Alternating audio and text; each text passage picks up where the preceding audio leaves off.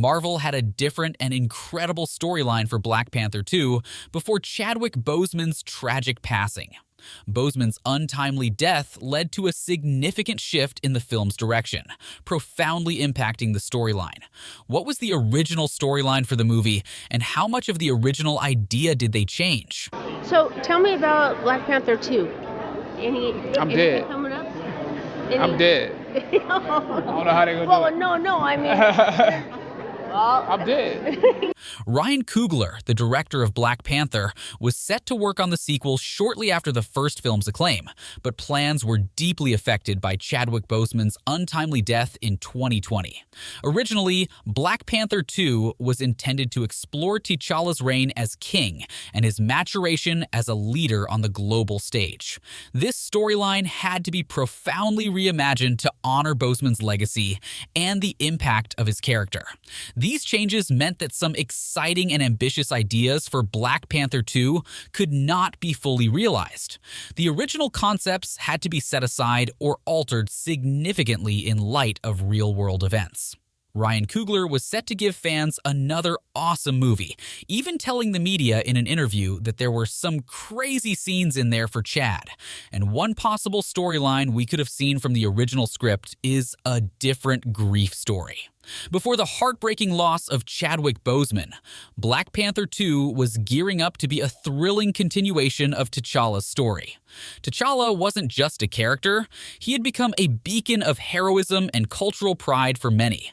Originally, the sequel planned to explore T'Challa's personal struggles following the dramatic events of Avengers Endgame, during which he, along with many others, vanished for 5 years due to Thanos' catastrophic snap. The movie was to portray T'Challa struggling to grapple with the time he lost and the effects his absence had on his own life and on his kingdom, while aiming to show how he coped with the sorrow of those lost years and the immense pressure to regain his people's trust, especially since he vanished at a critical moment when his kingdom needed him the most. This plotline would have not only showcased T'Challa's strength and perseverance, but also would have offered viewers a chance to see him tackle the deep emotional turmoil of loss and leadership. Just imagine how different the movie might have been. You can picture scenes where T'Challa, filled with intense desire, rebuilds connections with his community, ponders over the years he missed, and channels his grief into a powerful force to tackle and understand the pressing issues facing Wakanda. Just like in the first movie. This approach could have given us a fresh perspective on superhero tales, showing how personal loss is deeply intertwined with themes of leadership and heroism. The prime hero in the movie is T'Challa himself, but we were also going to see a story about T'Challa and Son. The post-credits scene of Wakanda Forever introduces Shuri and all of us to Black Panther's son, Toussaint, who then shares that his Wakandan name is Prince T'Challa.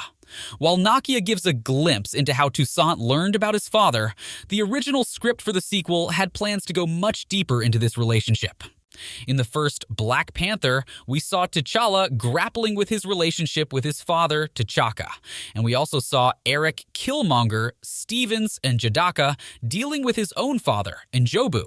The sequel was set to explore the bond between T'Challa and his son, revealing another layer to the theme of fatherhood. But this is very different. In the imagined storyline for Black Panther 2, T'Challa would have returned to discover he had a son, Toussaint, who was born during his 5-year absence.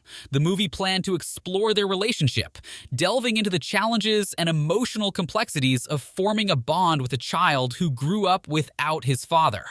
This plot would look into the life of a king who must reclaim his throne and take up his responsibilities as a dad, balancing his obligations to his nation with his duties as a parent. This father-son perspective wouldn't just deepen T'Challa's character development. It also promised to introduce a new, younger character into the spotlight, paving the way for future stories in the Marvel Cinematic Universe. Something the Marvel Cinematic Universe loves: Picture T'Challa teaching Toussaint the traditions and values of Wakanda, passing down the wisdom of their people. The future of Prince T'Challa in the Marvel Cinematic Universe remains uncertain. Still, the MCU continues to introduce young heroes who are likely to inherit the roles of their parents and mentors. This is why we could have also seen Black Panther 2 narrated from T'Challa's point of view. Young T'Challa, of course. The original vision for Black Panther 2 included a fascinating twist in storytelling by focusing the narrative on Toussaint, the son of T'Challa. This approach was a departure from typical superhero stories as it moved the perspective to a younger generation, letting audiences experience the legacy of the Black Panther through the eyes of a child encountering it for the first time. It's truly for everyone. The movie planned to follow Toussaint as he uncovered the truth about his father's double life as both the King of Wakanda and the heroic Black Panther, aiming to center on Toussaint's own search for identity and a sense of belonging under the vast shadow of his father's legacy. As Toussaint looked into his heritage and the weighty responsibilities it entailed, viewers would have been offered a novel view of the familiar setting of Wakanda, rediscovering its marvels and trials through the curious eyes of youth.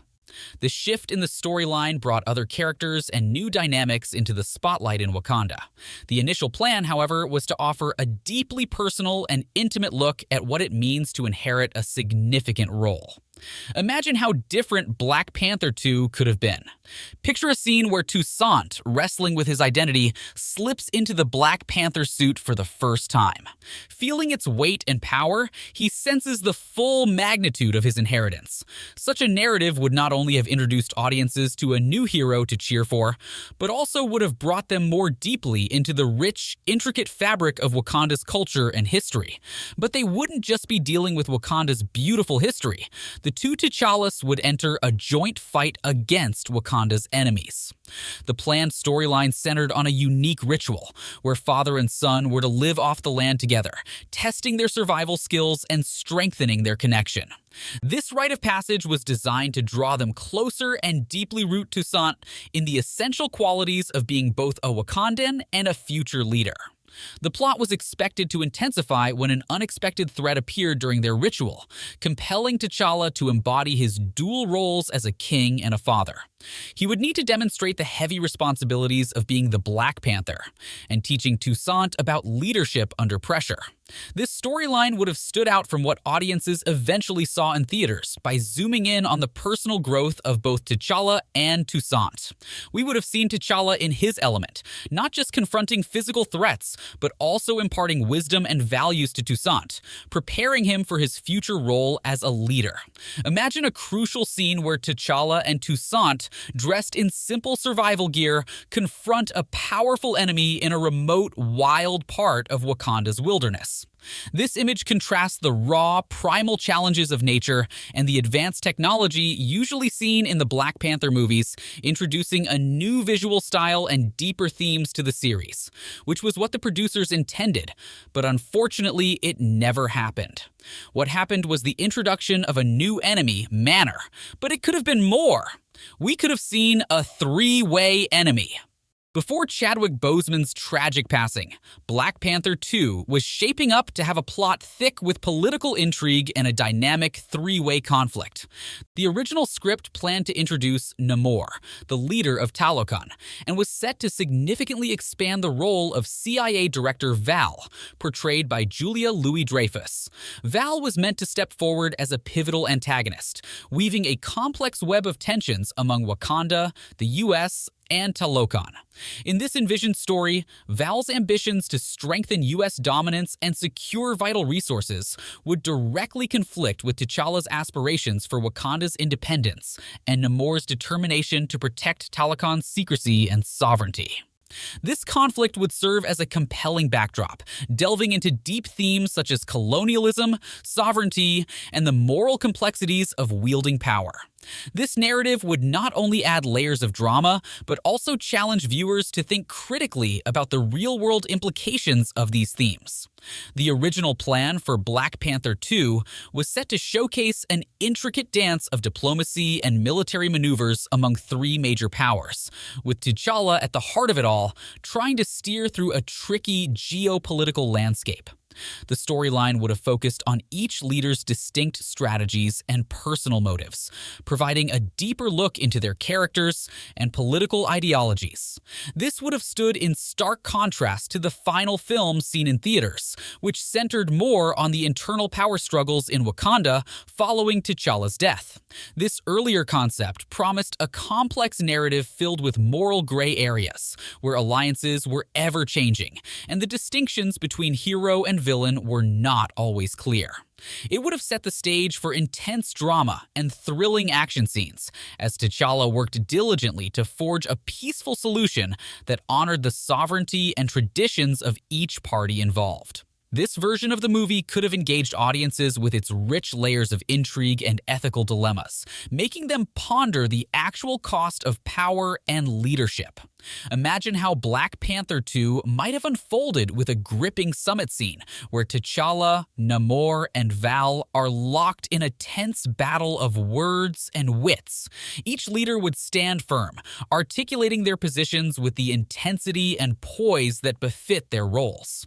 This scene would have been a crucial moment, capturing the tight political tension and the high stakes at play.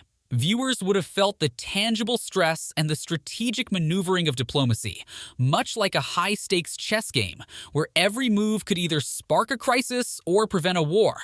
This alternate plot twist would have broadened the horizons of the Black Panther universe and created a rich line of narrative that explores the intricacies of leadership in a world where power balances are constantly shifting. This scenario would have kept audiences glued to their seats, eager to discover how T'Challa would steer through these problematic diplomatic waters and what sacrifices he might need to make to ensure peace and justice. Which of these scenarios would you have wished to have watched at the cinema? Let us know your thoughts in the comments sections below.